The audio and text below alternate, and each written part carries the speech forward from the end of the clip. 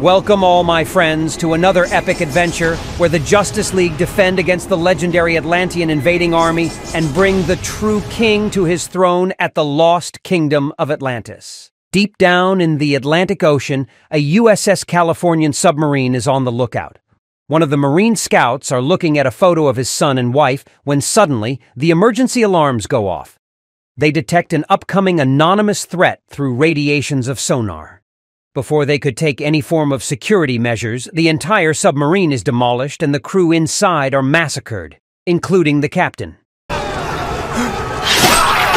Victor Stone is on a jog with his girlfriend, and out of the blue appears the cyborg. And just like that, his dream time is over. He is back at the lab with Dr. Sarah. Victor ignores an incoming call from his father, and just then, Colonel Steve Trevor walks in and informs Cyborg on the mysterious attack on the Californian submarine. As the Justice League has not joined hands together since the defeat of Darkseid, this incident proves to be a liaison for their next adventure. Cyborg is just after a surgery and his remaining human lung had been replaced. He investigates into the last vocal clips of the crew of the sub and decides to check it out himself. Wonder Woman, Diana, is having a hard time adjusting to the human world since she is missing her family and people.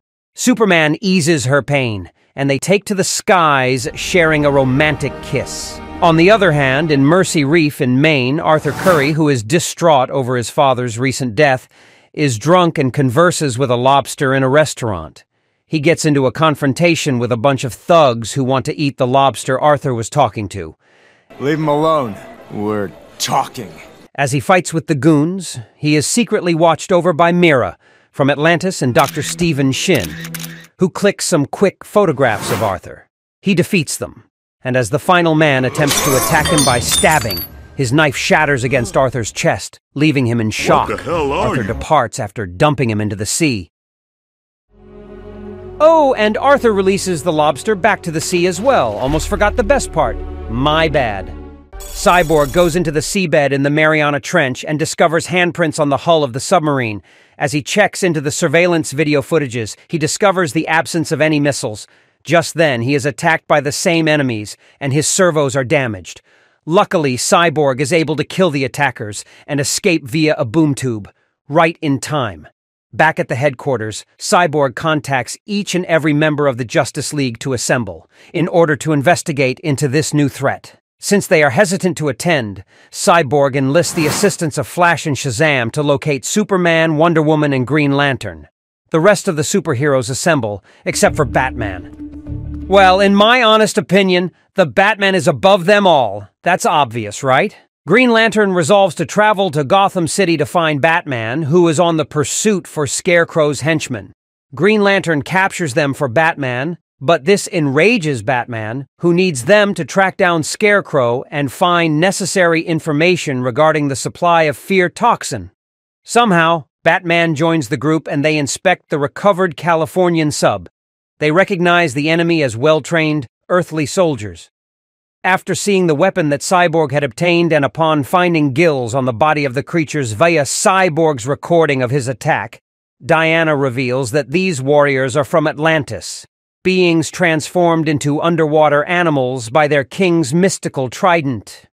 Shazam suggests that they meet Dr. Stephen Shin, who is an expert with regard to Atlantis details, and the others are tasked to locate the mystical Atlantis. Meanwhile, in Atlantis, Prince Orm and Black Manta arrive to the palace to meet with Orm's mother, Queen Atlanna. They disagree on launching war on the surface planet, citing the damage caused by Darkseid's attack. Queen Atlanna claims that the volcano that killed Orm's father was caused by Darkseid's soldiers, and Orm claiming that it was caused by the Justice League's struggle with Darkseid and the surface dwellers are to blame. Orm also believes that humans ruining the Earth would eventually destroy it, and Atlantis, which is why he believes they should be attacked first. As the argument deliberately gets heated up, Atlanna sternly silences Orm and orders him to leave. She informs Mira that Orm is not fit for the throne, as he is a troublemaker, and orders Mira to bring her other child, who happens to be Arthur, back to Atlantis, as he will prove to be a better claimant as an heir to the throne. Meanwhile, Arthur is having flashbacks from his childhood. mainly about him meeting his mother when he jumped into the sea while his father was on the pier. Dr. Shin is ecstatic upon finding the identity of Arthur and thanks his assistant David Hyde for his assistance. Unfortunately, David Hyde is none other than Black Manta himself. He employs a holographically disguised submarine to strike Atlantis with the stolen missiles so that the surface dwellers would be framed of the crime and orders his army to kill Dr. Shin. Dr. Shin arrives to inform Arthur about his origin and secrets that his late father had told him. As Arthur had a rough night, he was reluctant to talk to the doctor, but unapologetically approves to heed to his information.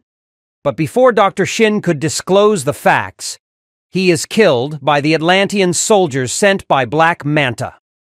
The attack overwhelms Arthur, knocking him out and blasting him out of his collapsing house, but he is saved by Mera, who dispatches the troops by using her magic over water and taking him beneath the ocean. When Batman and Superman enter Dr. Shin's residence, they learn that his work has been destroyed and is in a mess. Batman suspects that Dr. Shin might have been killed, and with no trace left of his discoveries, Superman recreates a portrait of Arthur Curry and a letter from his father. With the aid of Cyborg's off-screen techno powers, the heroes decode the letter, which reveals that his son, Arthur, is half Atlantean. Batman thinks they must track him down as soon as possible. The attack on Atlantis causes the inhabitants and Orm to demand war and to shatter the seal on the former king's war plans in the event of a battle with the surface. Orm states that the chaos caused was the acts of the surface dwellers, but which in reality was his and Black Manta's plans. Queen Atlanna disagrees to Orm's idea of waging war and suggests that they may need to declare themselves after centuries of seclusion and call a meeting with the Justice League. After a while, Arthur wakes up with gills on his neck among the underwater Atlantean ruins with Mera by his side, who explains that he is an Atlantean and that Atlanna is Arthur's mother, but as she belongs to the royal lineage, she was unable to be with his father or Arthur, so she left to be with her king and Orm, though she still loved Arthur greatly and watched him when he was a child. Atlanna now believes Arthur can assist in bridging the gap between the two realms. Mera insists Arthur to follow her deep into the waters and takes him inside a courtyard. She then outfits him in the king's royal garbs, which Atlanna had concealed within the ruins only for Arthur to wear it. With trouble digesting the scenario, Arthur removes the armor and crown, leaving only the orange and green Atlantean bodysuit and heads to the surface from the ocean, followed by Mera. Soon after, a breath of fresh air and patiently considering the scenarios, things make sense to Arthur. But, in no time, they are attacked by a herd of trenchers. Arthur and Mera charge against the creatures. Arthur is completely overwhelmed by the trenchers, and one of them manages to bite Arthur's hand, causing him to bleed. Meanwhile, Justice League is alerted to scene by the Batman, and the Leaguers arrive at the spot just in time to take down the trenchers. With the wildlings defeated and retreated back to the waders, Mera treats the bleeding wound from Arthur's hand. Arthur and the Justice League, along with Mera, head towards Atlantis to meet Queen Atlanna. Orm learns through Black Manta that the trench was unable to assassinate Arthur. Enraged, Orm snaps back at Black Manta when Atlanna enters. Orm and Queen Atlanna clash over Orm's desire to create a war and divulge his knowledge of Arthur. Queen Atlanna informs him that she is very well aware of his attack on Atlantis, and that he had framed the surface dwellers. With this information, Black Manta attacks the Queen, but is defeated by her trident. Orm then stabs her from behind, killing her, and establishing himself as the new king of Atlantis. Superman, Wonder Woman, Green Lantern, Cyborg, Arthur and Mera arrive in Atlantis to learn of the death of Queen Atlanna. The Atlanteans were taught to believe and were under the false assumption that she was murdered by a surface dweller. The heroes are eventually beaten by Orm, who has taken on the role of Ocean Master. He confronts the heroes and confesses in cold blood that it was he who killed the Queen. I ran the sword through her myself. Arthur and Mera are outraged upon hearing it and pounce on Orm to attack him, but he uses the trident to incapacitate and confine them inside cocoon-like pods. When hit with the trident, even Superman bleeds, while Ocean Master leads Atlantis' army to the surface to wipe out Earth's entire population. The gang is sent to be eaten by the terrible Dark Trench. Being a member of the royal bloodline, Arthur manages to destroy his pod by using the trident's power, and resurrects the Man of Steel. With Superman's assistance, as well as his psychic and telepathic control over aquatic creatures, they vanquish the monster and save the rest of the crew. Batman, Flash, and Shazam are tracking down the signals when Cyborg alerts them on Ocean Master's deadly comeback. A large tidal wave caused by Ocean Master's trident is employed in Metropolis to cover Ocean Master's army, which reaches the coasts and attacks the surface dwellers. The commander of U.S. Army orders Ocean Master to stand down, but the latter does not heed. The Justice League arrive in time and battle against the Atlantean forces. Arthur is accosted by Black Manta, who explains that he manipulated Ocean Master and wants to usurp and kill him when the time comes to take over Atlantis.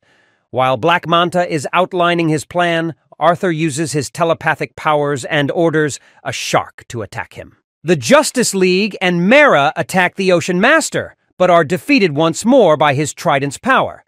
As Mera is knocked unconscious, Shazam is transformed back into his ordinary form of the little kid, Billy Batson, by the trident's mystical electric energy, and Cyborg is perforated, severely wounded, electrocuted, and his systems disabled by the Ocean Master. However, Wonder Woman manages to disarm his grip off Trident, but she is being incapacitated and is knocked unconscious by its electric energy while holding it. Ocean Master knocks both Flash and Green Lantern unconscious, and Superman is impaled in the chest and severely injured by it due to its mystical properties. Batman arrives on time and finds Cyborg fallen unconscious on the ground, with his systems corrupted. Therefore, he rescues Cyborg by electrocuting him with a taser device. Arthur is the last person to confront Ocean Master. He has an advantage in the duel because Ocean Master cannot utilize the Trident's full force on Arthur due to his standing as Atlantean royalty. Despite this, Ocean Master overcomes Arthur by using the strength of the Trident to unleash a great blast of power that incapacitates and knocks him unconscious. Arthur is nearly killed by Ocean Master, who impales him and seriously injures him with his trident. Now, it's time for the Dark Knight to shine as he orders Cyborg to air the video footage from Ocean Master's confession to killing the Queen Atlanna. Cyborg broadcasts Ocean Master's confession video throughout Metropolis for the Atlantis' warriors to watch. Taken into utter shock by the deceit, the troops refuse to heed Ocean Master's directions, and Arthur utilizes the distraction to beat him and knock him down. He then persuades the soldiers to leave the battle and reveals his goal to reconcile Atlantis and the surface world. He also mentions that he will reign as their king, and that he is an Atlantean by birth and human by instinct, and therefore longs to preserve unity between both the worlds. The army kneel down before their new ruler, and the Justice League watch over with smiles on their faces as Arthur and Mera share an amiable kiss. Cyborg is restored back to good health by Dr. Sarah, who shows her honest feelings for him, and they share a passionate moment only for Shazam to ruin it. Am I interrupting? Yeah, you are. Back in Atlantis, Arthur Curry is crowned king, and the Justice League cheers from the audience, happy and contented that he is now a born leader. With new threats appearing, Batman advises that they strengthen the team, and Cyborg unveils ideas for a watchtower. Arthur joins the League as Aquaman, a nickname that they give him, that he ultimately despises. Aquaman joins forces with his ladylove, Mera, against the trenchers outside Atlantis. He summons the aquatic creatures as his army in order to confront the trenchers. After everything, Orm is imprisoned at Belle Reve, a prison that is specially designed to keep convicted criminals. He yells at the guards to let him go and to let his speak to his brother. At the prison, he is paid a visit by a special guest. I am Lex Luthor. Thank you for watching Second Look. Like, comment, share, and subscribe for more awesome videos. Have a nice day.